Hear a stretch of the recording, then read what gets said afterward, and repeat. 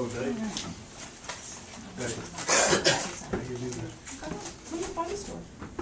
Oh, thanks. I will take a chair. Still count for the match. Well, hi everybody. Thanks for coming out for the finale of our spring and summer salon series with Dr. Frank Kalinowski. As I told all of you as you came in, I think I've got all of you, we'll be doing this again in the fall, starting on Friday, August 30th. It'll be in our newsletter, we'll be sending out press releases, and we'll be sending you reminder emails if you put your name on this list. It's going to be the exact same setup as far as I know, 3 to 5 Friday afternoons, park over at the Wedge. So do come back and see us. The title of that, is it just this one or the whole series is this title? The whole series, that's the title of the Okay, series. the whole series is The American Constitution, the Logic of the Law, and the Consequences for the Nation. So without further ado, Dr. Frank Kalinowski. I've really enjoyed this. I taught constitutional law for about 25 years, so I was thinking what to do next. Because of your very good comments at the end of the last one, I thought, let's look at the Constitution. And I think that's the difference. You have logic. Obviously, it seems to me, that spending money is a form of speech. The consequences are the rich have more speech than the residents, and so that's that it's that tension of what do you look at. So we're going to do that. We might start with citizenship. If there's interest in that, I'd love to do a little brief course on con law. That's what it's going to be, my constitutional law class. But first, let's finish up. Let's talk about our discussion here. What I want to do is we've looked at the fundamental principles of rights-based liberalism, interest group liberalism, and civic humanism or classical republicanism. If I have 5 more of these, if anybody would like a list of the principles and stuff. Then we looked at how those principles were embedded and enunciated during the founding period. And I talked about Thomas Jefferson. And you have to ask, what were these people's goals? What did they think the vision and purpose of America should be? For Jefferson, the purpose was to produce a virtuous and just republic. Okay? To do that, Jefferson believed you had to have citizens. So Jefferson trusted the citizens. Jefferson did not trust the elites. They were, they weren't all that virtuous because, look, if you're rich, it's because you tried to get rich, all right? Alexander Hamilton, on the other hand, his goal was to make America the most powerful nation on earth, militarily and economically. To achieve that end, Hamilton had a profound distrust of the American public. The American public weren't interested in becoming the most powerful military power on earth. They just wanted to be farmers and parents, left alone. And so in order to get America to be that powerful nation, you're going to have to get Americans to do what they didn't want to do. Work their butts off. And to do that, you're going to have to get them in debt, and you're going to have a financial system that supports that growth, supports it. So Hamilton, he trusted I don't know if trusted was the right word. Yeah, he trusted the elite, the financial elites. He admired the military elites. They were the one group in America that had virtue. They were the one group that was willing to sacrifice for the common good. These guys fought it out like mad. And they both understood that they have fundamentally incommensurable goals for America. James Madison, on the other hand, he thought Jefferson was pretty naive, thinking we were going to be a nation of virtuous citizens. And he thought Hamilton was dangerous. What Madison's goal was to make America stable, create some sort of stable society and stable government that would endure over time. He repeated this often. His goal was stability and endurance. If you ask, towards that end, Madison did not trust the masses. Okay, he did not trust the elites.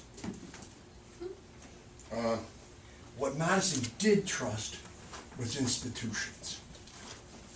He trusted that he figured what you could do is if you could structure the system right, then even corrupt legislatures, even corrupt citizens could not disrupt the stability and endurance of the system. So if you ask America, what do you think of the Constitution?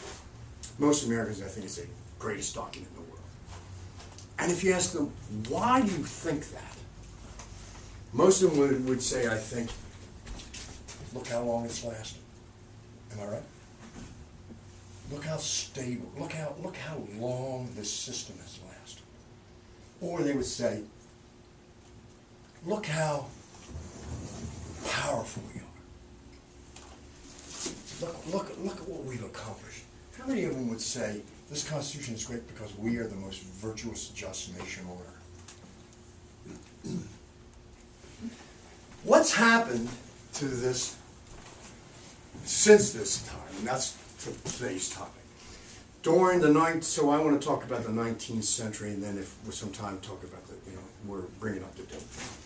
Two important characters came about since the Constitution. And the first one is Andrew Jackson. Okay? What Andrew Jackson did, something that really none of these people did, is Andrew Jackson gave democracy a good name. He believed that the democracy for him meant majority rule. And since he understood that the Constitution really didn't provide for majority rule, he came up with a new institution of powerful political parties. And so when we talk about Jacksonian democracy, what we mean is the rise of political parties, the Democrats in this case, who would get the support of the masses,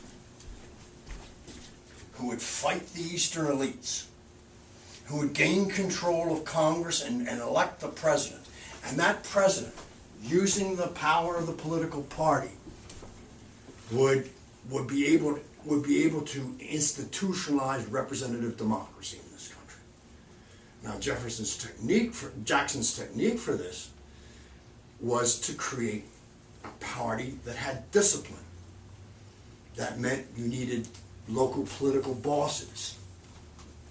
You needed a patronage system to reward people that supported you.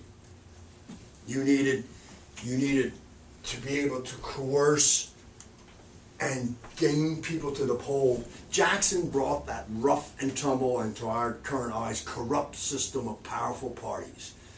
But that went hand in hand with government, with his notion of democracy. Now, his uses of democracy were also, what he wanted was individualism and individuals who were able to promote their own self-interest. Jackson was no Jeffersonian. Okay? So what the Western expansionists wanted was the sale of public land for farmers that were moving west. They wanted the Indians removed. They wanted the extension of slavery into the West. So Jackson's policies were, I think, by contemporary eyes, pretty negative, and his methods were pretty negative. Then came perhaps our most idiomatic president, leader, Abraham Lincoln. I'm fascinated with Lincoln. Lincoln distrusted the masses too. Why? They lynched people. You saw it every day. He distrusted the elites. Why? Because they were only in it for the money. And he distrusted the Constitution. Why? Because the Constitution was deeply flawed. It had institutionalized the slavery. What Lincoln wanted was to take, and I don't know how conscious he was about it, take Lincoln's notion of a moral, just community. Justice is harmony. Justice is unity. Now for Jefferson that meant you had to have small local communities. See that? What Lincoln did was to take that notion of community and expand it to the whole country. For him, this became his notion of the Union. The Union was earlier than the Constitution. The Union was not legalistic in Madison's sense. The Union was spiritual. The Union was moral. He talks about the mystic chords of memory. I mean, he can get really romantic when he's discussing the Union. And what you needed, what the country needed, was a political movement. And so I think it's fair to say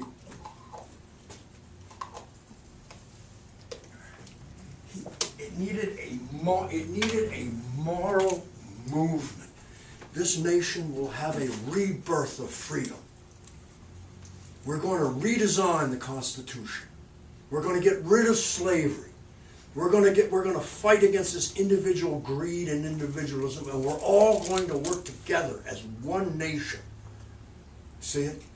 And we're going, and the virtuous people are those who would suffer for that, who would sacrifice for that, and indeed, who would give the last full measure of devotion. So, the Union Army became Lincoln's model, I think, of that moral, spiritual, and well-armed force that would stamp out the evil of slavery, would keep this country united. And if preserving that union meant that Lincoln had to bypass the Constitution, he was quite willing to do that. He was, for all practical purposes, a virtual dictator. I mean, things, nothing he never declared war, for instance. The biggest war in America's history was never declared.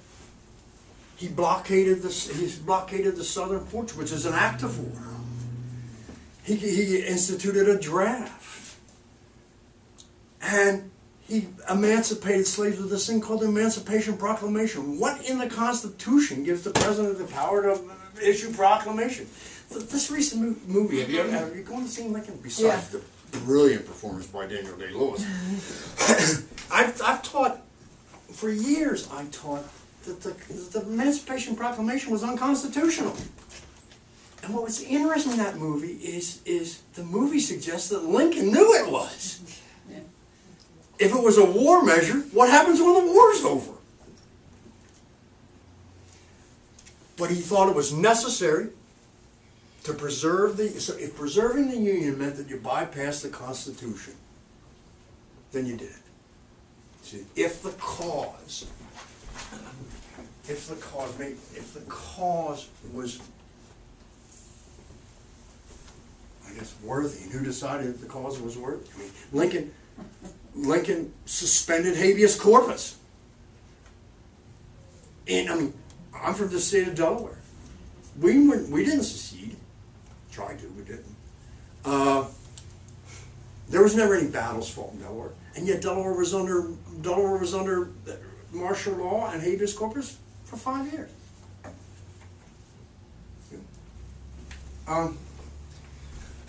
What is habeas corpus? Habeas corpus means show us the body. Okay, if you get arrested, you can get a lawyer, and the lawyer will go to a court and ask for a writ of habeas corpus, and that means you must either be released or charged with a crime. Okay? So there has to be a reason for being arrested. And the reason must be you must violate a crime. Okay. I mean, it's important. Yes. There must be a, I mean, Abraham Lincoln had Senator Vallandigham of Ohio arrested, put in jail, and never charged with a crime. Sounds like Guantanamo. Don't it? He was never charged with a crime. He just, preventive detention. Okay? Well, that's the background. And then this brings us to what, in my mind, is one of the most fascinating periods in American history. If you have to date it, I would date it from, the end of Reconstruction, okay, 1883 to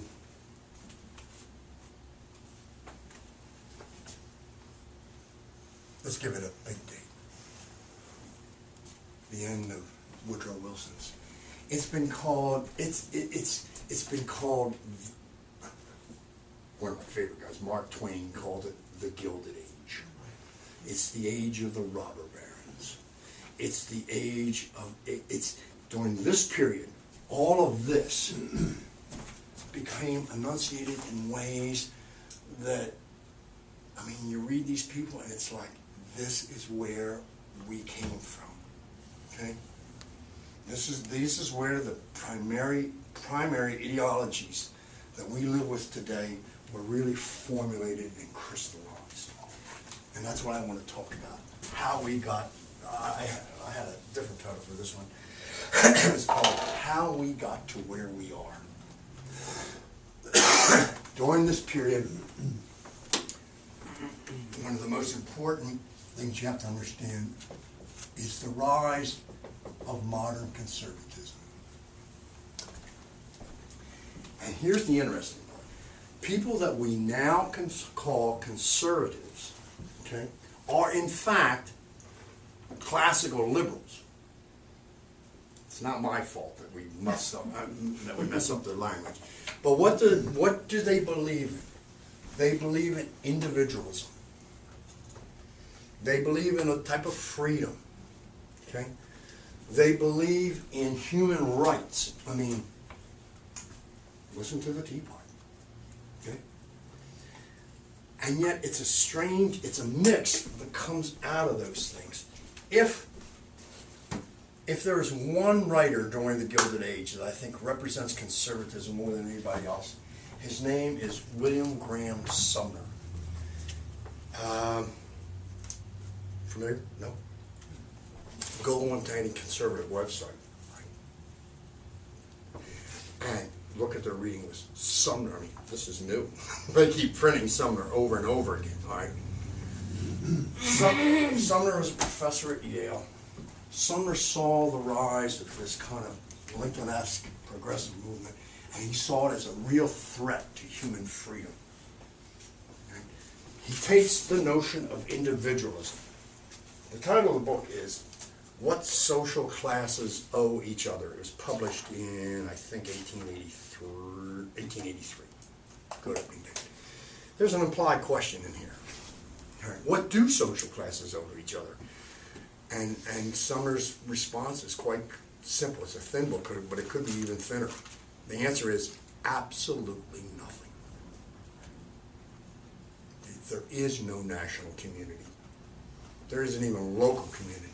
What we call communities are just collections of individuals, each with their own individual self-interests, each with their own goals and desires. There's no such thing as a public interest.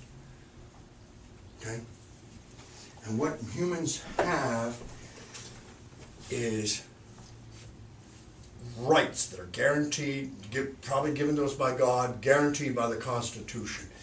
And he built it all on individualism and rights.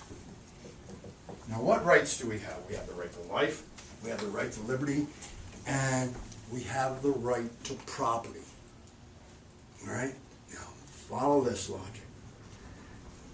But the right to property does not mean you have a right to have property. Okay? Because if we argue that you have a right to have property, then somebody would be under obligation to give you some. See it? And Sumner makes quite clear that's the mistake of all socialism. The right to have property is the right to possess and use what property you manage to accumulate. Got that? Let me quote somewhere.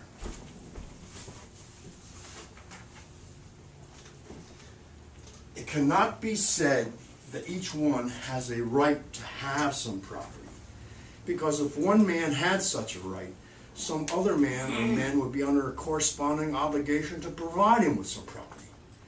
Each has a right to acquire and possess property if he can. It is plain what fallacies are developed when we overlook this distinction. Those fallacies run through all socialistic schemes and theories. So, the most basic human right is the right to possess property. Got it?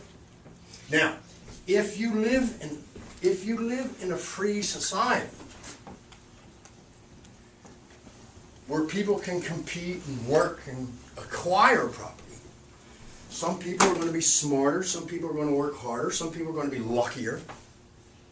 It means that the result of this process is going to mean some people are going to wind up with a great deal of property, some people are going to wind up with a little bit of property, and some other people are going to wind up with none.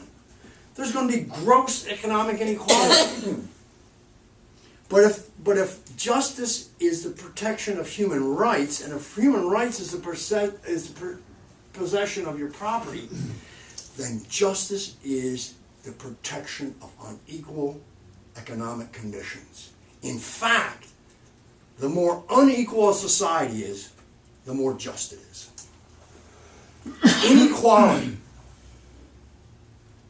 Inequality is the clearest signal you can have that you're living in a just society.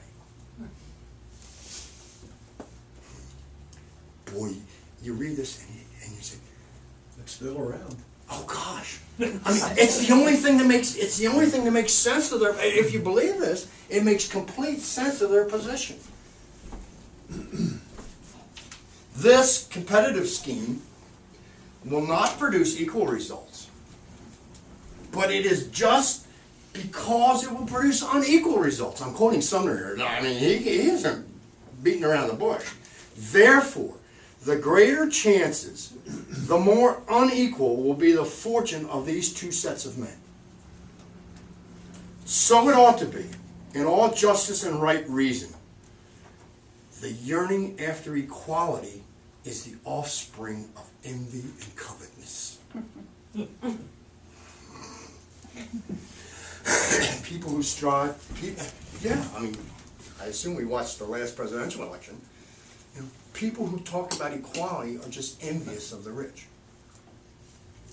Well, the benefits of this logic to the rich are pretty self-evident. How does he sell this logic to the masses of Americans? Well, after all, we're allowed to vote. He has two arguments that he uses, and we use today. The first argument goes back to Adam Smith's invisible hand. If everyone pursues their own individual self-interest through the competitive market, we will just wind up with the greatest good for the greatest number.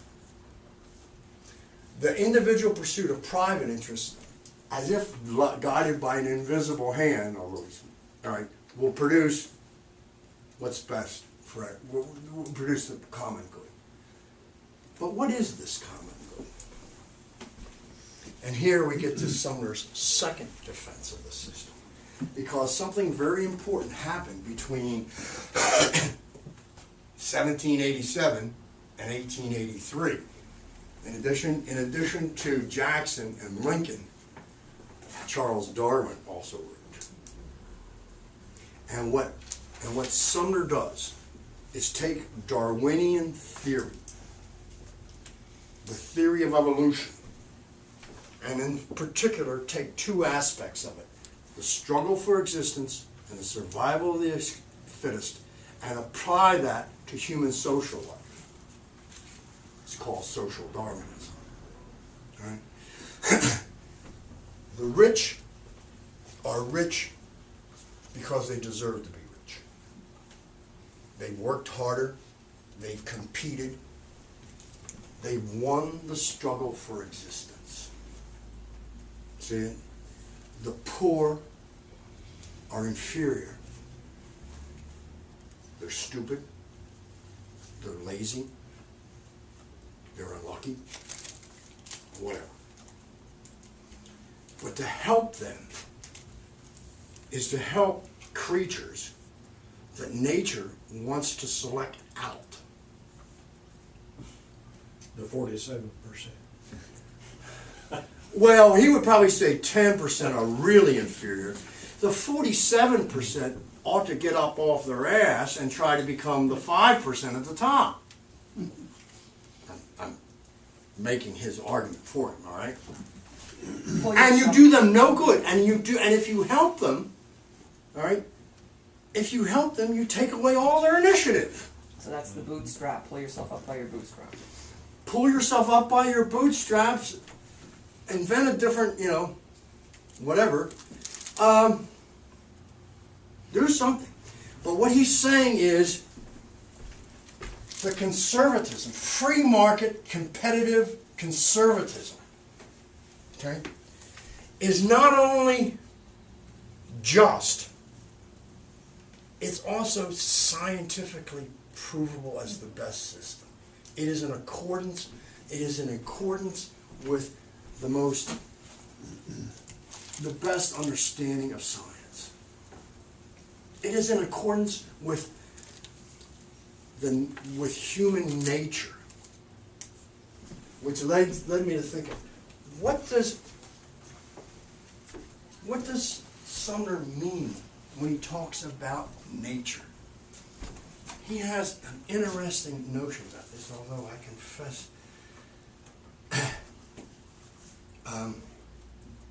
well, let me quote.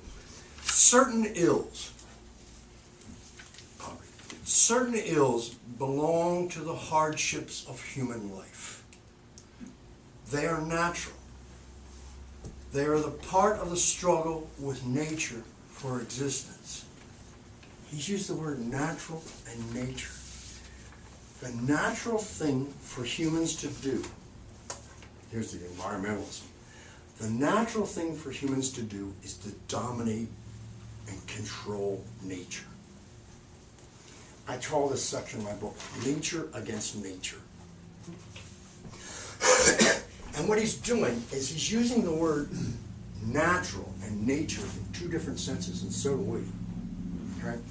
First, the word natural he uses in the sense dating back to Aristotle, where something is natural if it's in accordance with our inner potential, okay, and in accordance with our inner potential, I'll just say that.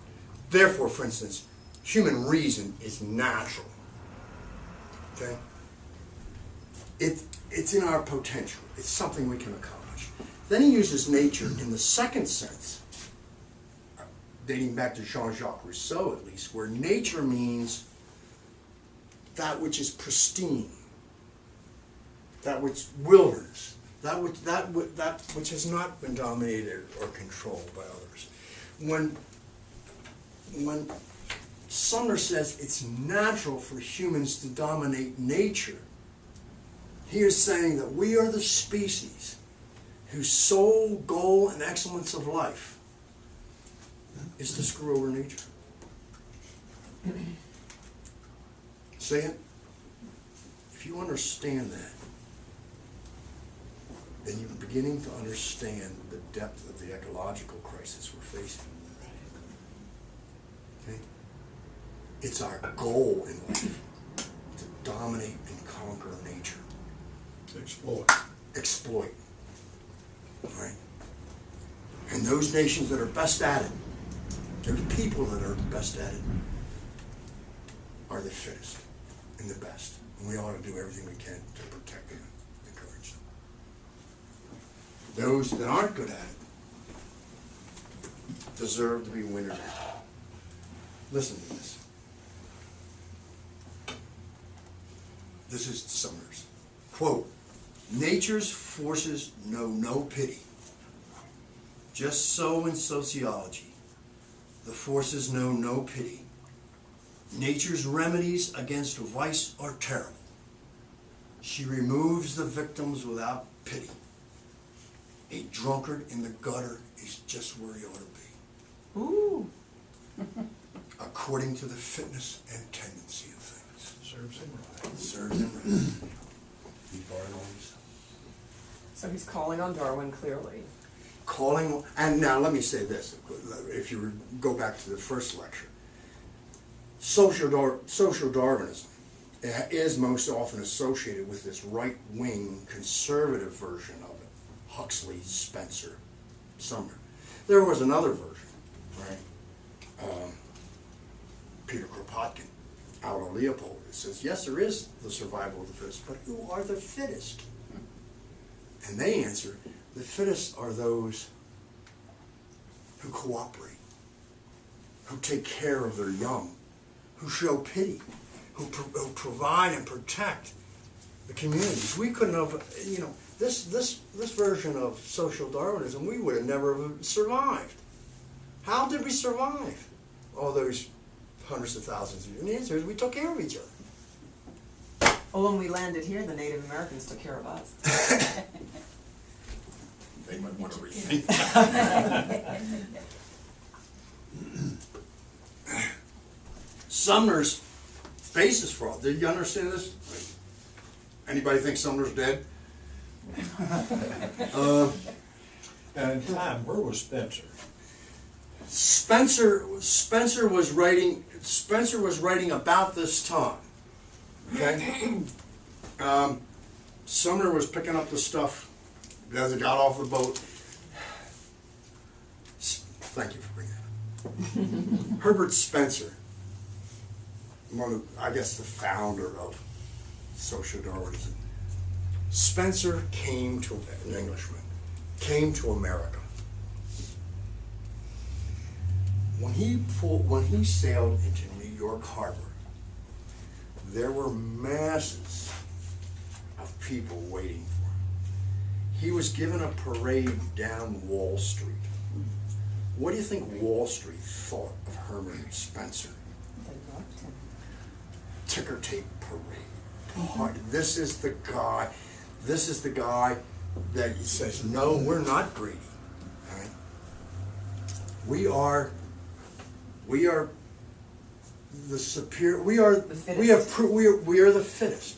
And he can scientifically prove it. Oh, they loved Spencer. I wonder if Sumner was there. He should have been. Sumner's big point was that he was worried that these meddling, well, let's call them what they were, progressives, were going to interfere with the free market and individual rights and individual freedom. Perhaps if we looked at them and interfere with the goal, the domination and conquest of nature, I think if we gave them a little bit deeper look, Sumner might be proven, alas, untrue. The progressives, or the progressive liberals, they came about, I think, almost as a result of the Civil War. Who were these? in many cases, the progressives were in fact the veterans of Lincoln's Union Army. Okay? These were men who had fought and sacrificed for a moral cause. And they were looking for the next great moral cause, I think. It's interesting during this Gilded Age period to look at how many of the founders of the progressive movement were in fact Union veterans. Carl Schurz was a German immigrant. He was a division commander in Lincoln's army, and he became Secretary of the Interior. Oliver Wendell Holmes, a young lieutenant at Antietam, fought, went back, of course, became one of our most prominent progressive Supreme Court justices. It's through all of that. The progressive movement, the Gilded Age progressive movement, is in fact the precursor to today's contemporary progressives, or as we most often call them, contemporary liberals. Okay? The connections here with FDR, Kennedy, Johnson, Obama, Clinton, both are strong. If you're looking for an early treatise on what they stood for, Herbert Crowley published this book in 1909 called The Promise of American Life. He saw himself, and in many cases he was, the intellectual brains behind the progressive movement. He, as you will see, he adored Theodore Roosevelt. Okay? He saw real hope for Wilson. But when the Republicans took back control of the presidency in 1920, Crowley went out and decided to use a magazine, and he created, follow this, this is the Republican tradition, yes, in America. Guess what he titled his magazine? The New Republic. All right. To understand Crowley, to understand the progressives, you have to understand what they were against and what they favored and how they expected to get there. First, what did they oppose? They opposed individualism. I mean, Crowley, I just glanced. Crowley talks about extreme individualism, rampant individualism, excessive individualism, automatic individualism, or blind individualism. Crowley never uses the word individualism without a derogatory adjective in front of it. Okay? They did not particularly like, and here they had to tread a little softly, they did not particularly like the Constitution. Why not? Because the Constitution led to gridlock. They called it drift. The Constitution promoted individualism. And so what you had in this period is you had all these, what we now call progressive historians, who rewrote history and kind of debunked, if you will, the Constitution. Charles Beard. The men who wrote the Constitution were in fact self-interested, and all they wanted to do was protect their private property rights. Frank Smith, 1908, writes a book, The Spirit of America. The Founding Fathers had no faith in democracy. That's probably right. Okay? Frederick Jackson Turner. The American Constitution works all right if you have an endless frontier, but guess what? 1890 census shows the frontiers come to an end. So the first thing they did is they kind of debunked the Constitution. Or said, if they didn't debunk it, they just said it needs to be reformed. It needs to be modified. It is not carved in tablets. They also debunked this notion of an invisible hand. Just because everybody pursues their own self-interest doesn't mean that the common good is going to be the result. This is Crowley. The plain fact is the individual, in freely and in energetically pursuing his own private purposes, has not been the public benefactor assumed by the traditional American interpretation of democracy. If you let everyone pursue their own individual self-interest, you're going to wind up with a society of individually self-interested people. There comes a time in the history of every nation when its independence of spirit vanishes unless it emancipates itself in some measure from its traditional illusions. Read the Constitution. And that time is fast approaching for the American people. Well, if this self-centered individualism and this mechanistic Constitution with checks and balances and separation of powers, if that's what he's in favor of, what does he want? He wants a powerful central government that articulates and pursues the common good for everyone, who brings us together as a unified, spiritual, moral people. Okay? And he uses the authority and power of that government to pursue its ends. So you have Hamilton's powerful central government combined with Jefferson's moral republics. And Hamilton's neutral umpire is going to get a heart. We're going to have feelings. I mean, you listen to Clinton, you listen to Obama. We are different people, but all Americans share a common interest. We are one community. That's Crowley. See it? In becoming responsible for the subordination of the individual to the demand of a dominant and constructive national purpose, the American state will in effect be making itself responsible for a morally and socially desirable distribution of wealth. Here's the promise of American life. What is the promise of American life? The promise of American life is that we can all lead a good life as common brothers and sisters in one community. The fallacy is that that's going to happen automatically just by the working civil market.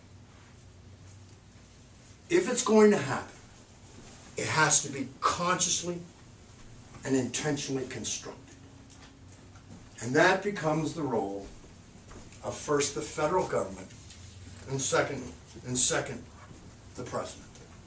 So what policies do the progressives recommend? First, change the Constitution. Okay?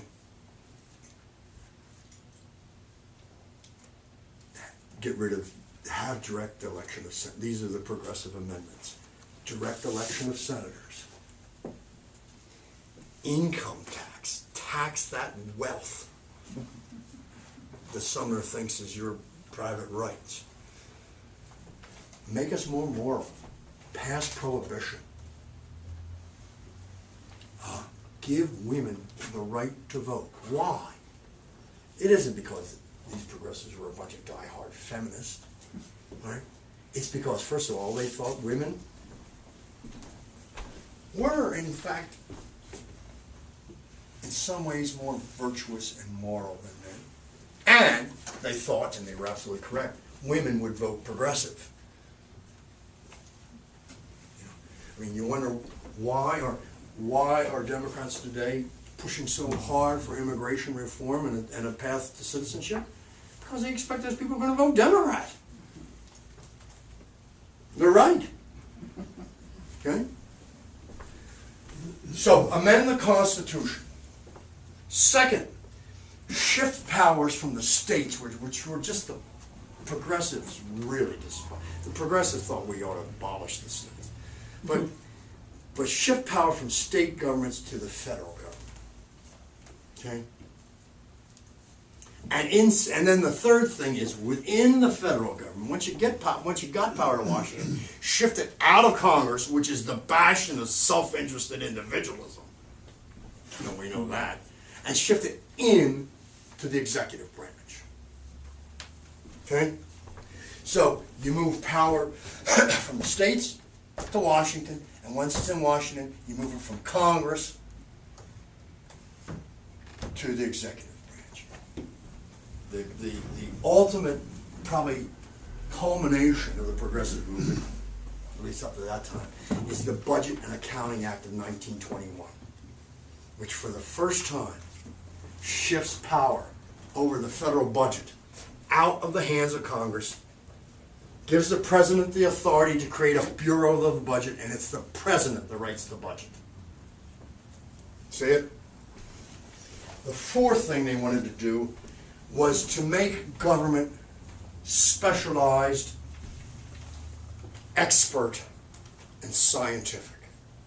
Once you shift power out of Congress and into the executive branch, then you create all these executive agencies to manage and regulate the economy and the social life of the country.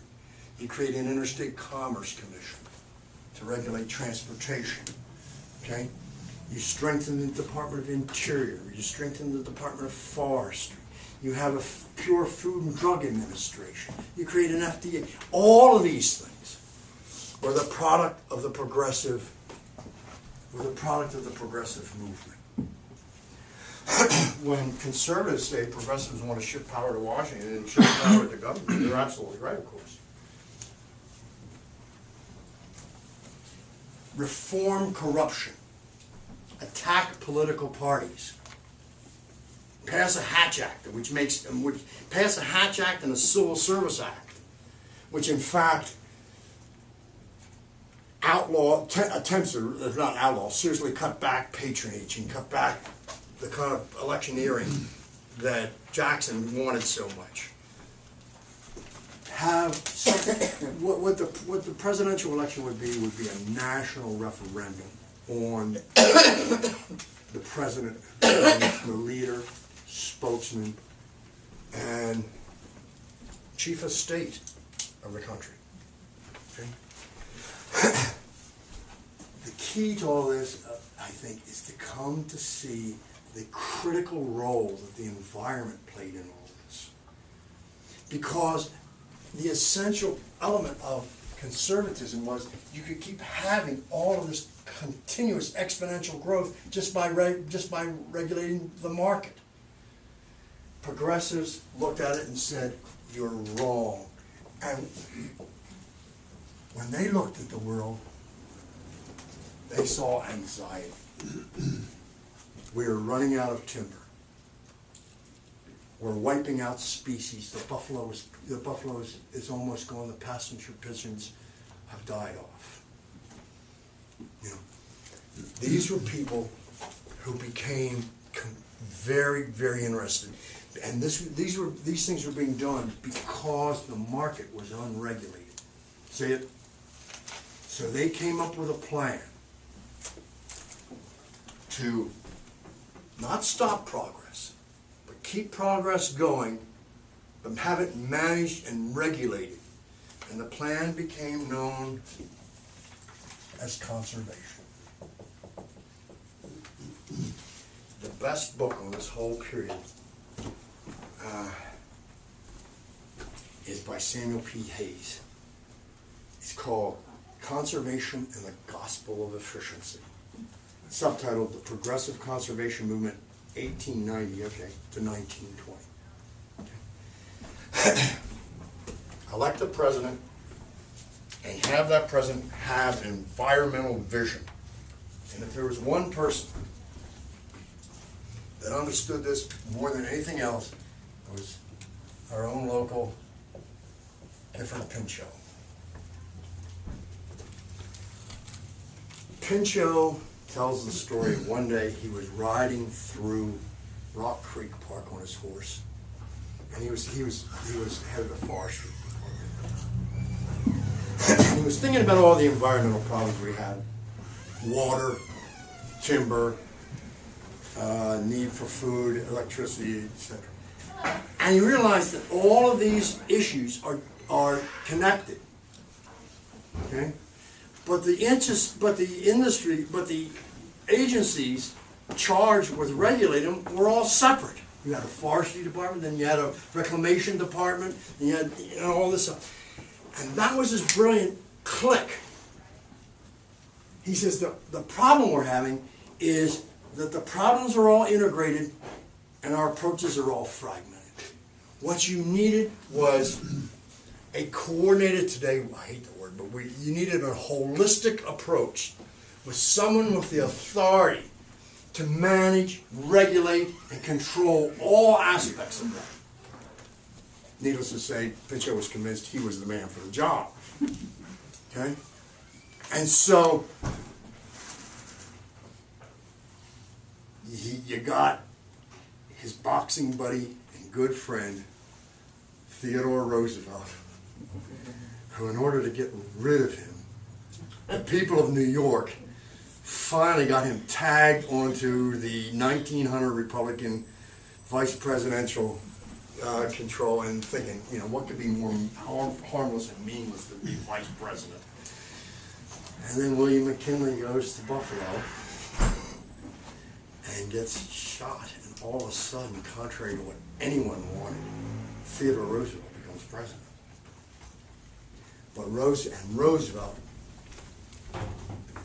is unless you consider Lincoln a progressive, and that certainly is fair, Roosevelt becomes our first really progressive president, and really out to institutionalize that conservation mentality.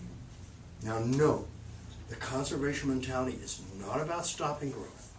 It's not nostalgia for some simpler, easier time. Okay? But what it opposes is waste. So what they propose is, Hayes correctly titles his book, it's the gospel of efficiency. These federal agencies are going to make the exploitation and use of the environment efficient. Okay?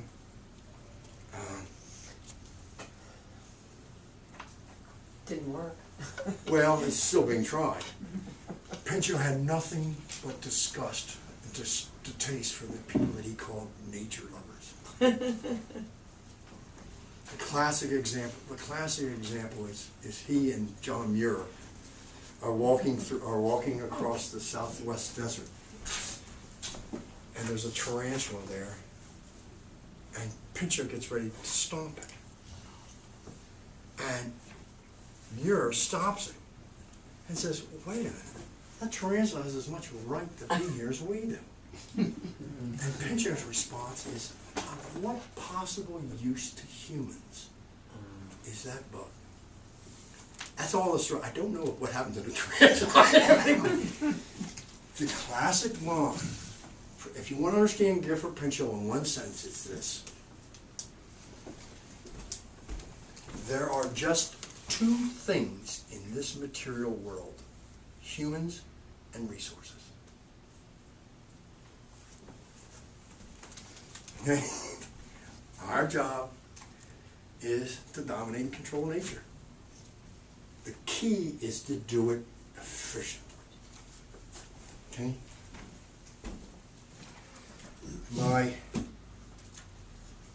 Don't you think he was a closet conservative? No. Well, it all depends what you think of Obama. Obama's a progressive. What do you think of Hillary Clinton? She's a progressive. Yeah, All right? I guess in comparison. My dissertation advisor, John Robin, once said, conservation does not function to question the paradigm. but to perpetuate it. Well, TR was more like Pinchot. Oh, absolutely. In 1908, I think, there was the first National Governors Conference on the environment. This was a huge thing in Washington, where all the heads of conservation and government agencies were brought to Washington. Muir was not invited. It was organized by Pinchot and his right-hand man, W.J. McGee. Okay? You will, yeah, well, you're not going to see many. Herman Daly is not going to be invited to the White House. Then there's that, but then there's this, and the final piece of it is this social Darwinism issue. Frank Lester Ward was a Brown professor. He was also a Union veteran, wounded at Chancellorsville, Undersecretary for Treasury. And it's the classic progressive biography.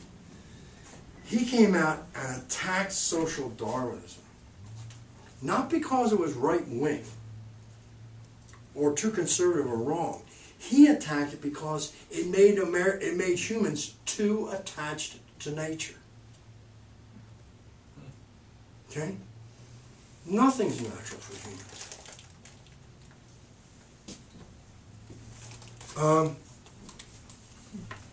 In fact, Ward's notion is humans could do a better job of designing nature than evolution has. The Army Corps of Engineers could do a better job of redesigning the Mississippi River than God did. And they still believe that. The Tennessee Valley Authority can regulate and control things better. Any good human engineer, in other words, could do a better job of designing the environment than nature has.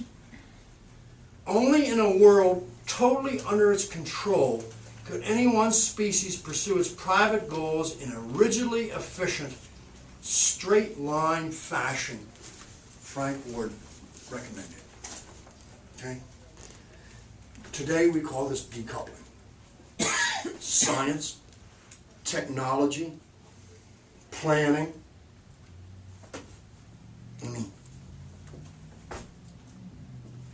can make us as a species completely, psychologically, and economically independent of nature.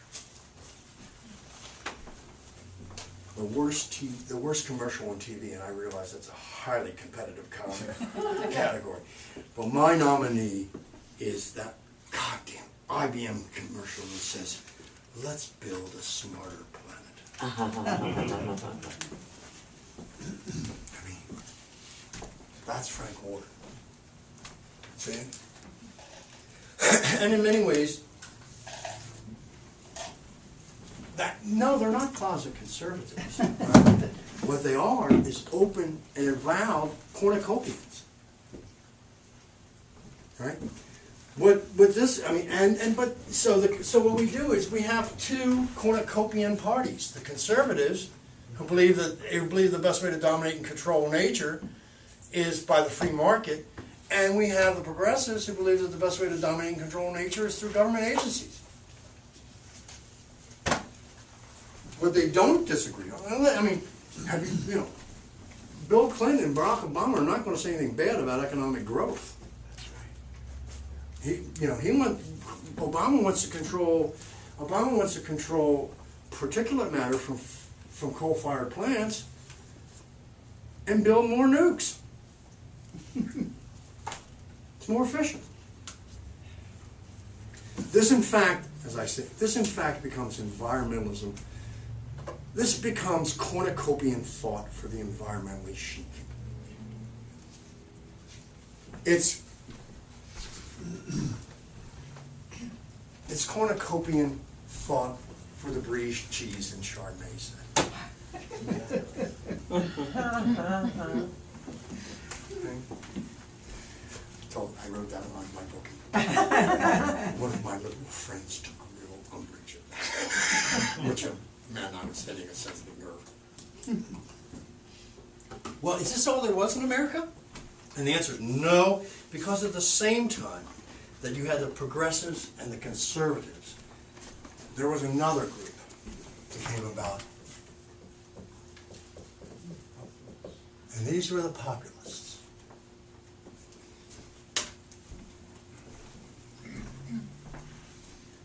I mean, if the progressive, you know, who are Crowley's three big heroes?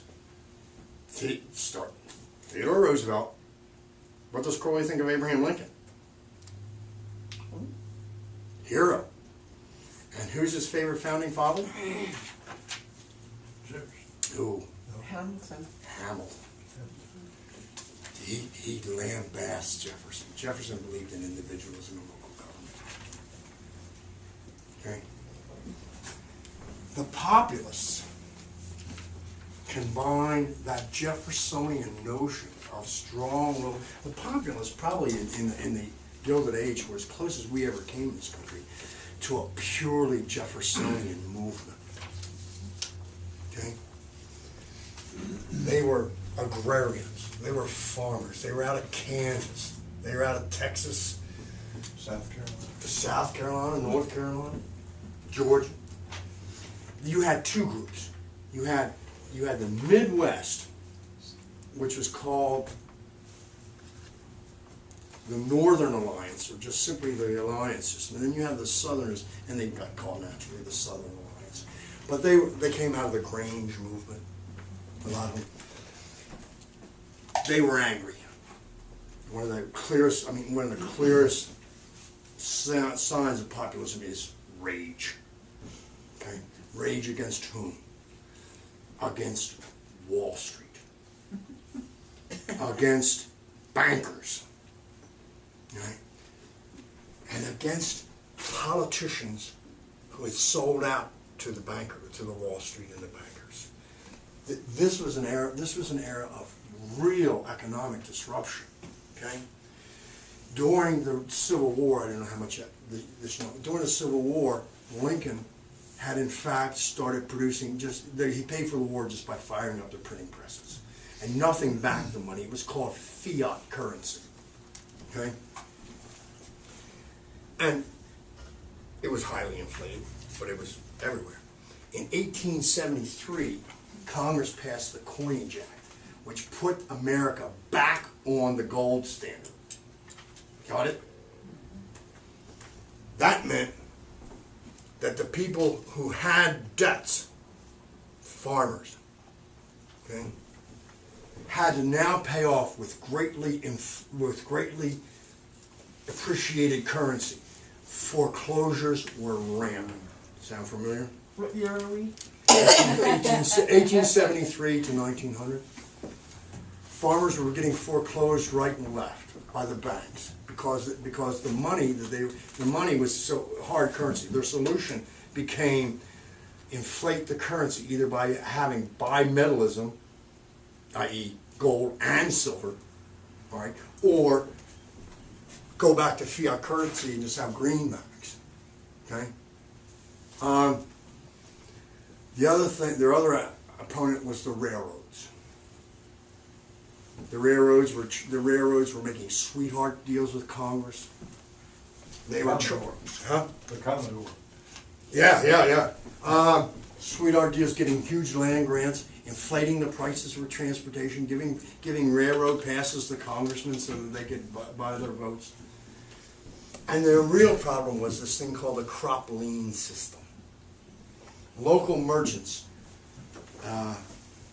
factor merchants, would extend credit to farmers, okay, over the course of the year. And then when the crops came in, you had a lien against. When the crops came in, you had to sell your crops and pay off the thing. Now, the products that they were selling you were usually greatly inflated in the price. And the problem is that when the crops came in, they all came in at the same time. When you dumped them, the price was deflated. So you paid back you tried to pay off your loan at the worst time of the year, and you incurred your debts at the worst time of the year. The crop lien system was in fact a form of indentured service. A form of what? Indentured service. I mean, slave. My grandfather worked, I mean, it was all over the country. My grandfather worked in the coal mines of Pennsylvania, you know. I mean, they had a company store, they had company housing, okay? And by the time payday came around, guess what? You had your bills and you had your salary, and usually they were just about the same. And it sort of lasted, did it not, until after World War II? I mean, in the 30s, wasn't it still going on? Well, some people are going to claim it's still going on today. Okay? So the progressives, Frank Lloyd,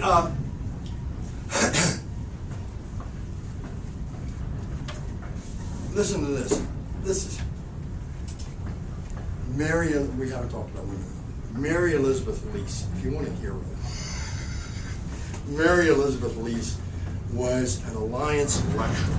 She was a populist. She toured the country, and apparently she could really give a speech. How do you spell her last name? L-E-A-S-E. Lease, not least, Lease. Her father was, her father was a Union officer. But listen, this is from one of her speeches. Wall Street owns the country. It is no longer a government of the people, by the people, and for the people, but a government of Wall Street, by Wall Street, and for Wall Street. The common people of this country are slaves, and monopoly is the master. The West and the South are bound and prostrate before the manufacturing East. Money rules, and our vice president is a London banker. Our laws are the output of a system which clothes rascals in robes and honesty in rags. The parties lie to us, and political speakers mislead us. We want money, land, and transportation. We want the accursed foreclosure system wiped out. We will stand by our homes and stand by our fireplace by force if necessary, and we will not pay our debts to the loan shark companies until the government pays its debt to us. The people are at bay. Let the bloodhounds of money who have dogged us thus far beware. Sound familiar?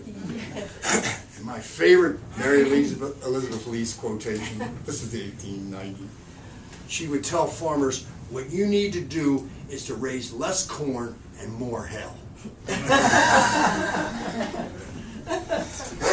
What state was she from? I think Illinois, Indiana. What were their solutions? What were their populist recommendations? First, the shallow approach, and I think a lot of histories of the populist movement miss it by saying this was all it was about. The best history of the populist movement is by Goodwin, populist movement. They wanted free silver and greenbacks. They wanted to change the monetary system. The second thing they wanted was farmers' exchanges, cooperatives. Okay? They wanted to decentralize and democratize American politics. This is local agrarian democracy. And they came up with this incredible scheme called the sub-treasury plan. Texas populist named McCoon thought it up. It was in fact a system for eliminating the banks out of the American economy. Farmers would take their non-perishable goods and put them in treasuries or storage, which could be built by the government. They could then use those non-perishable goods as collateral for loans. Okay? And what they could do then is they could pay off the loans by selling the stuff that they had, the capital they had in the treasury, but they could wait until the price was right. And it would be the sub-treasury that would hold their mortgages. See this?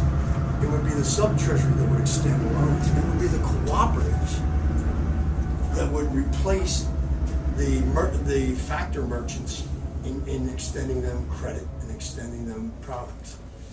The system, I've read, the system was just incredible. It would have, in fact, completely undercut banks out of the American economic system and replace it with something that could grow but had real concrete value. Agricultural crops. In fact, what it was going to do is it would have replaced John Locke's capitalism with Francois Quenet's physiocracy. Locke thought money and capital was the source of all wealth. Quenet thought land and agriculture was the source of all wealth. Let me give you some quotes. William Demers Lloyd, 1894, Wealth Against Commonwealth. Political economy gives you private property only that the interest of all may be served by your self-interest. The law gives you your franchises and estates only for the general welfare and the public safety. Religion holds you to be only stewards of your riches. If you usurp your private profit, all these trusts and grants, if you withdraw yourself from serving and protecting the public and taking to oppressing and plundering them from your points of advantage, you will but repeat the folly of your medieval exemplars, whose castles now decorate a better civilization with their prophetic ruins. Same thing. A great thinker has said that as institutions grow larger, men grow small. So it is. I thought about you when I found this next quotation. Liberty produces wealth, and wealth destroys liberty. Our businesses, cities, factories, monopolies, fortunes, which are our empires, are the obesities of an age gluttonous beyond its power of digestion. Mankind are crowding upon each other in the centers and struggling to keep each other out of the feast set by the new sciences and the new fellowships. Our size has got beyond both our science and our conscience. So they wanted cooperatives, a sub-treasury, and their key was every alliance would have an alliance lecturer. Okay? So you would have these cooperative meetings, and the alliance lecturer, I can sometimes picture myself in this role, would come and talk at the cooperative meetings. Now, what do you think of silver? Why do you think it's so hard to pay off your mortgage? Why are the banks foreclosing? And it became, in fact, a self-educated process because they knew that the colleges and the universities and the government weren't going to do it. During Vietnam, we used to have teach-ins, and where we, in fact, had to educate ourselves. The Alliance lecture system was, in fact, a system of decentralized teach-ins at the local level. What happened to the progressive movement? The progressive movement failed, I think. The progressive or the populist? Thank you. The populist movement failed for four reasons. First, the major parties engaged in these appeals to Civil War patriotism. It was called waving the bloody shirt. A lot of these populists were, in fact, Confederate veterans. Okay? Some of them were Northern veterans. But especially in the North, you would get this, how can you vote for these people that committed treason against your country? Which was a fact. Secondly, because they were such small, local type communities, many populists, and this continues to today, became associated with xenophobia, nativism, and racism. Tom Watson, governor of Georgia, started off his career helping to form the Black Farmers Alliance, and saw racism for what it was, a way that the rich could divide the country up into competing forces and let them rule.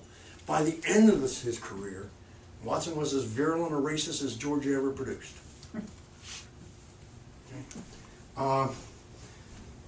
Who's in and who's out of these local communities is a problem for populism then and today. Was there ever a national leader? There were lots of them. Jerry Simpson, congressman, and for reasons that I don't know but can guess, was always called Sockless Jerry Simpson. William Peffer got elected. United States Senator from Kansas. There was a book published called, at that time it's been republished, the times it's been used again, it's called What's the Matter with Kansas? But Kansas was a hotbed of populism. Tom Watson, Charles McCoon, presidential candidate James Weaver, and of course my two favorites, Mary Elizabeth Lease and Ignatius Donnelly. There was a whole host. I mean, populism, given the nature of it. But was there ever any one? No. No. And it would make sense to have one leader of a decentralized movement. Old Pitchfork Ben from. Yeah, Ben South Tillman. Carolina. Yeah, which would get me in a discussion of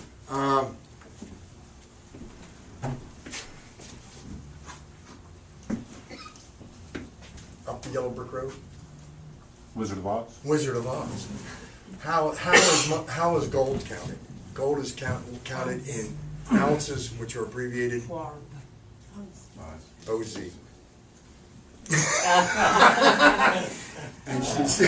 Never thought of that. And she's following the Yellow Brick Road to the Emerald, i.e. Green City, from Kansas, where she meets the straw man, the American farmer, who's a wonderful guy, but he's got no brains. Then she meets the industrial worker, the Tin Man, who has no heart. These are the industrial socialist workers of the city.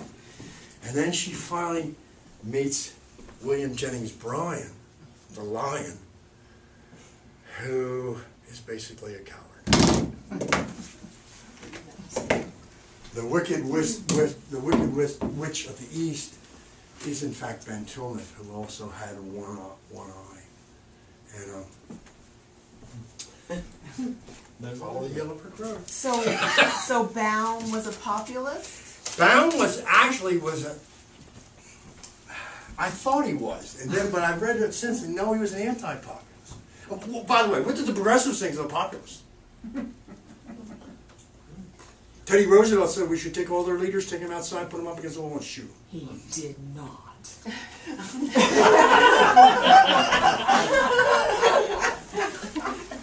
Can't you picture Teddy Roosevelt saying that? I believe you. I just was so shocked. Which leads us to the third problem with populism, and that is its failure to connect with the urban industrial working classes. I mean, populism was not a socialist movement. These were property owners. These were farmers. And the problem is they wanted to connect with the urban workers. They saw the connection there. But the urban workers couldn't get very excited about foreclosures. They didn't have anything to foreclose them. And so that failure to do that. But I think if there's one thing that led to the demise of populism, it was the fourth thing. It's the election of 1896, where the progressives under William Jennings Bryan said, look, if you run your own candidate, we're going to divide this vote, and McKinley's going to get elected president. We need, populists and progressives need to work together to defeat the conservative rich. And they developed what's called a fusion tickets. In fact, they were saying, vote progressive, we're the lesser of two evils. God, that's continued. That's continued. And I think, my personal opinion, the populists made a tremendous mistake by fusing with the progressives, who had nothing in common with them, not a damn little except common enemy. But what they did have, what Brian did have, was all the issues, the banks, the silver, all of that stuff. McKinley was on the wrong side of every single issue. So what he did is he went out and hired an Ohio industrialist named Mark Hanna to run his campaign. And Hanna figured, okay, if all the issues are against us, we won't run on the issues. And Mark Hanna, does this sound familiar? Went out and collected millions of dollars from wealthy industrialists and used them to buy American flags. And he stuck American flags in every yard and front porch of Republicans in the country, saying, vote for McKinley, he's the patriotic candidate. How far did it go? He had Congress pass a law creating Flag Day. Does anybody know when Flag Day is? June 14th. It's William McKinley's birthday. I would never do that. In 1890, which was the last election, I mean, this was the last 80% of eligible voters turned out. It was the last great ideological contest in America. All the states that we call populists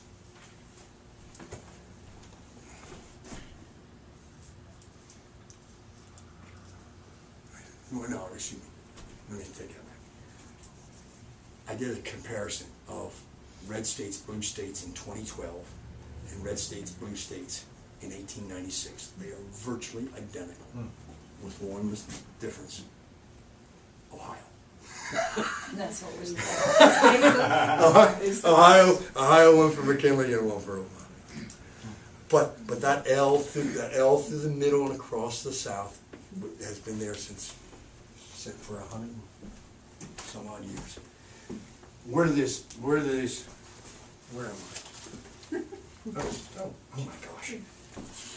These, needless to say, is mostly located now. There was a time when there was blending. These are mostly in the Republican Party. Okay? These are mostly, this is the Democrats. The populists are interesting. The populists are split into two factions. A virulently anti-government faction that doesn't talk about much about business and the economy, and they're the Tea Partiers. They are pretty much, if you listen to the Tea Party rhetoric, it is pretty much traditional Jacksonian democracy without the political parties. They're individualist populists. And then, in my opinion, the only positive sign that I can see in American politics these days, you have the Occupy Wall Street movement, who are populist, deeply distrustful of the banks, and yet deeply distrustful of the political parties, and are unwilling, this is the best, and are unwilling to put out a platform which they know would be co-opted by the Democrats. They haven't been very active lately. Not lately. We can just, we can just hope. So that's where we are.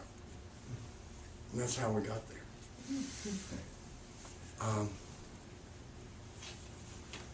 I brought you a final present.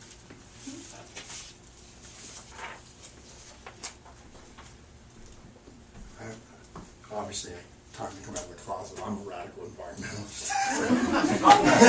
You couldn't have fooled us, Brian. Very sympathetic with the populist movement. People say, oh, you can't be that, you can't be that. So I decided, my students, so I said, here's what I'll do. I think I did this while I was at Tulane, Harvard, radical. I created a thing called, Are You a Radical Environmentalist? And I came up with 10 things the radical environmentalists believe in. It's a checklist. You can go down and say, I don't believe in that, I don't believe in that. The first one is the world is round. If you don't believe in that, then we got some real problems. Well, I'll just leave these up there if you'd like one. I've been retired for about 2 years now, and I confess I really miss the classroom. I really want to thank you people Really? for giving me the chance to come in again and show off, as I so much enjoy doing.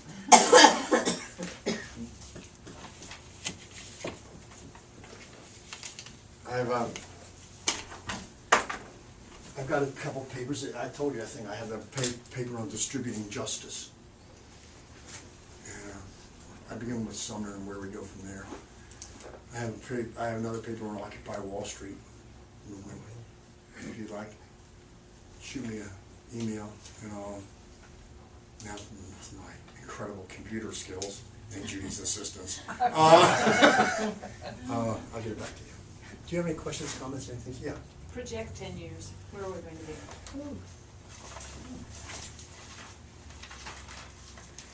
Well, I don't think, in my opinion, I don't think we'll ever elect another Republican president. The demographics are just loaded against him. The question is, can we trust the Democrats to do the right thing or to do anything? And I don't. Look, they don't lie. They're progressive conservationists. They want efficiency. They don't want to deal with the scale. I mean, I used to tell students, look, I'm not in favor of waste, but there's a difference between efficiency and scale. My father used to drive a Cadillac Sedanville. We won't go into why Dad wanted to do that. It got about 15 miles a gallon. I drove a Honda hybrid. I got about 55 to 60 miles a gallon. Which one of us was most efficient? I was hugely more efficient. Which one of us used the most gas? Could you drive more miles? Yeah, Dad probably put 10,000 miles on that car in 8 years.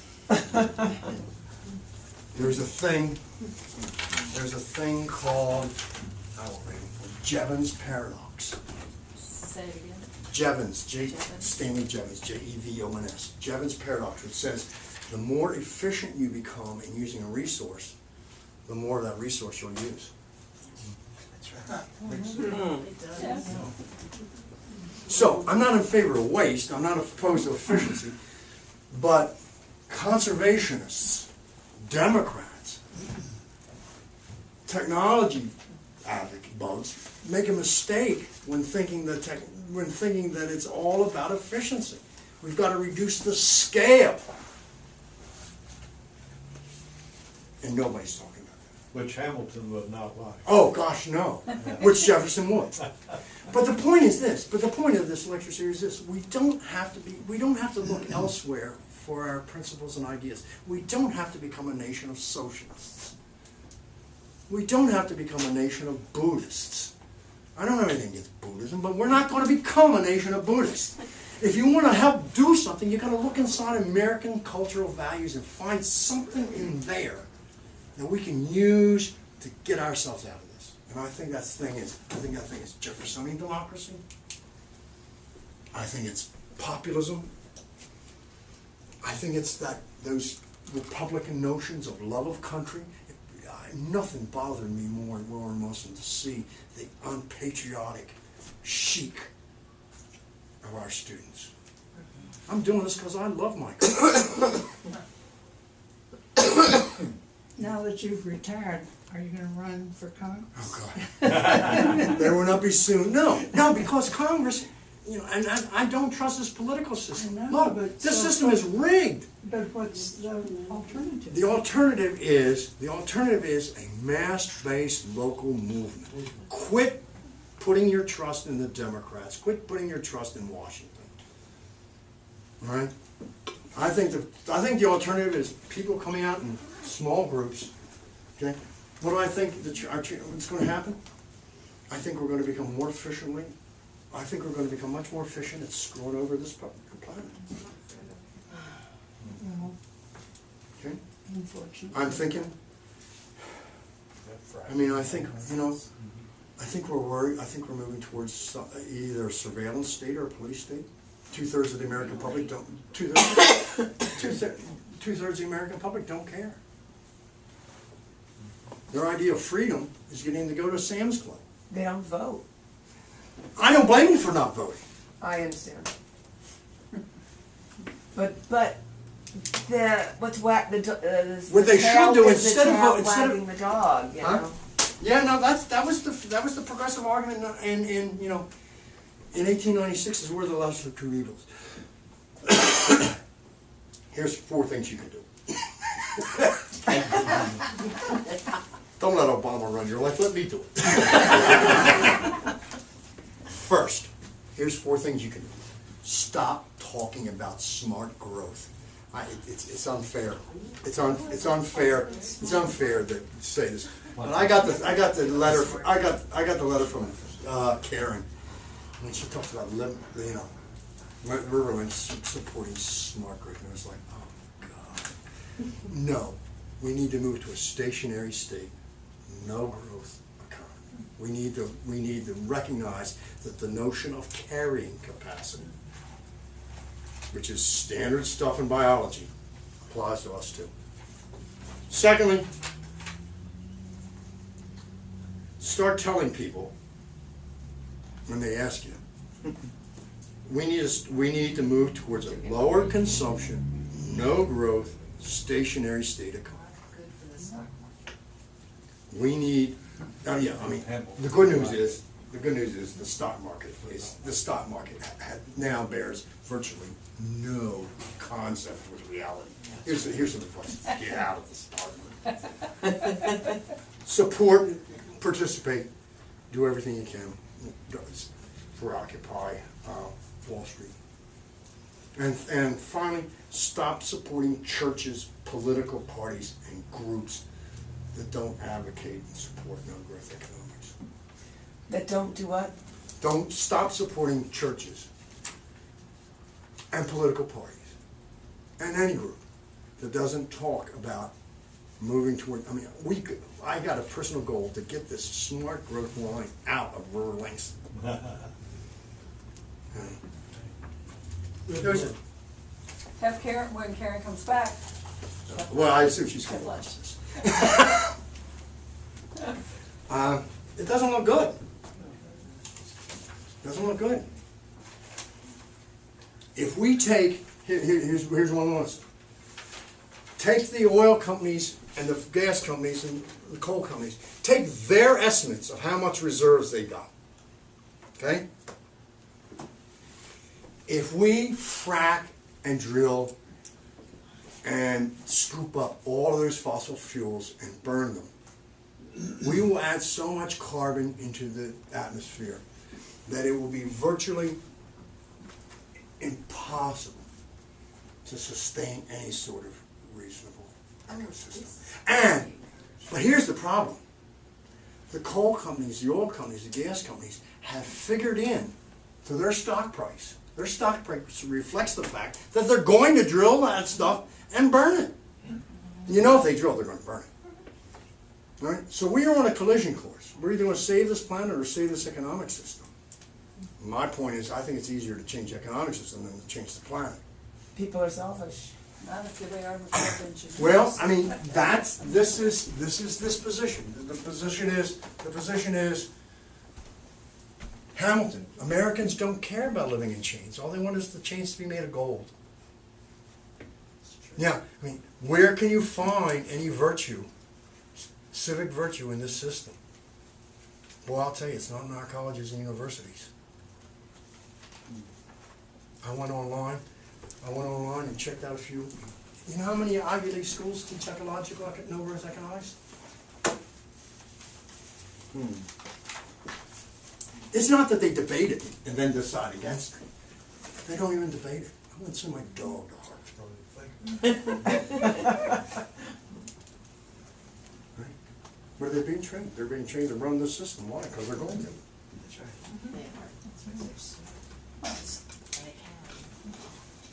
Where does, or what good would taxpayer-supported campaign finance. It would do no good. First of all, campaign finance reform Right. But hasn't. Real. Yeah. If you want real reform, campaign finance reform. If you want, you cannot do it through campaign finance. And when you got $1.5 trillion budget, somebody's going to go after that. If you want to reduce the power of interest groups, there's only one way to do it. You must increase the power of political parties. You must make contributing to an individual candidate, you must call it what it is. It's bribery. Yeah. Okay? Right. So, and you must tell those candidates, look, if you want to finance the only place you can get financing for your campaign is from your political party. Did you read the piece in the paper this morning, that little report card thing, talking about the elections, and 0.1% of the people that financed they financed the last election, but it's only 0.1% of the population. Nobody got elected to Congress that did not have money from that 0.1%.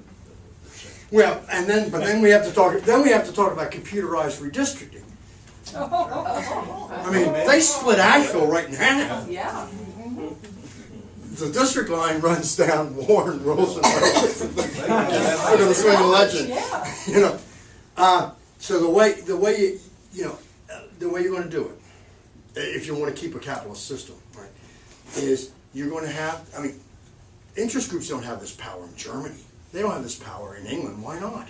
Because candidates must go to the political parties to get their money, right? And the interest groups go to the political party. The interest groups, when they give the money to the political parties, it gets filtered out. What have we done? We have done the exact wrong thing.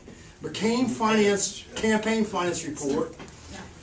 What it did is it outlawed soft money Yes. to political parties, and it's promoted hard money directly to candidates. Which is the exact reverse of what should have been done. Now, do you think McCain and Feingold knew that? They're not fools. Okay. But the point is, even if you had that, you still got computerized redistricting. You still got the United States Senate. You still got separation of powers and checks and balances. This is not about elections. We are not going to vote in good government.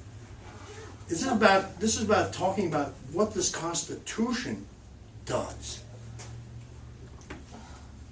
All right? And obviously there's some things you can do. I don't mind the filibuster. I think there's times when a minority should be, but it's only been in the past 15 years when you don't even have to stand up and filibuster. All you have to do is write a letter and say, I want to put a hole. Yes. At least make them stand up and talk to Bill about it.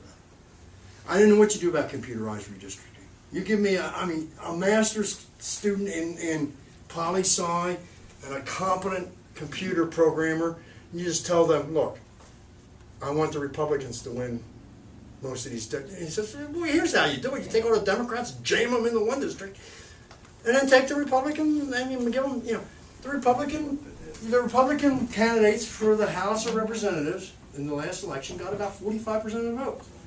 They won 55% of the seats. That's computerized redistricting. Now, the Democrats do it too. The difference is the Republicans are smarter than the Democrats because they know that it's the state legislatures that do this redistricting. And so they campaign like hell to get control of the state legislatures, and then we're witnessing today what they do when they get that. Passing laws make it illegal in North Carolina to consider science when passing coastal zoning laws. And slashing the When did that happen? beautiful education. A couple months ago, Last year. Doesn't look good. Good news is I don't believe the stock market can hold up. I just don't. you'll believe Above what? The stock market can hold up. The Wall Street reform that Obama passes virtually does nothing. This economy, the economy is growing at what, 1.8%, which is still 1.8 too much, but the the stock market is growing, what, 10, 12%? What's the difference? What's making, the Federal Reserve is just printing money and pouring it into it. Bernanke goes on and just casually suggests that maybe they might stop that and the stock market drops 20. 300 points. They've lost contact with the eye, and I think they know. The average time a share of stock is held, when I was young, they said, buy stocks and hold them for a long time and eventually you'll do it. You know what's the average length of time the stock is held? 28 seconds. 20 seconds. Oh. Computer trade. High-speed computer trade. There was that little glitch a couple weeks ago. This report came out, and and by mistake it hit the internet, or it hit the high-speed computer 15 nanoseconds early. Now, when you blink your eyes, that takes 100 nanoseconds. So you can figure out how much 15 nanoseconds is. $28 million worth of stock was transferred in that 15 nanoseconds. Wasn't it that they said somebody had died, or what was the? There was some little computer glitch, I don't know. So, hopefully, I wish we could end on a more positive note. well, let me think. Yeah. That's in your. Gin is still cheap.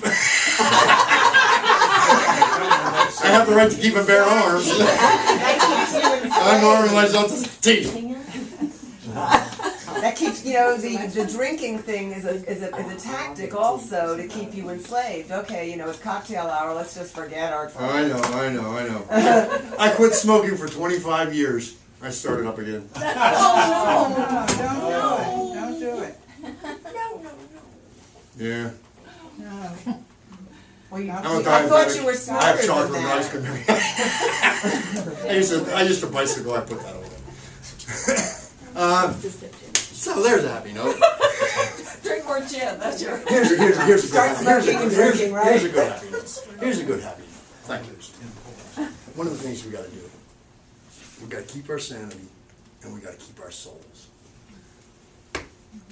Don't let them cut off your contact with nature. Don't let them tell you technology can save this. Technology can't save your soul. And you're gonna give us the 10 points. This is what I believe in. Yeah. I want that. Go hiking. Go camping. Support your conservation organization. No, don't support your preservation organization. Okay. Okay? Eat a dead animal. Eat it down. That you killed yourself. Take care, everybody.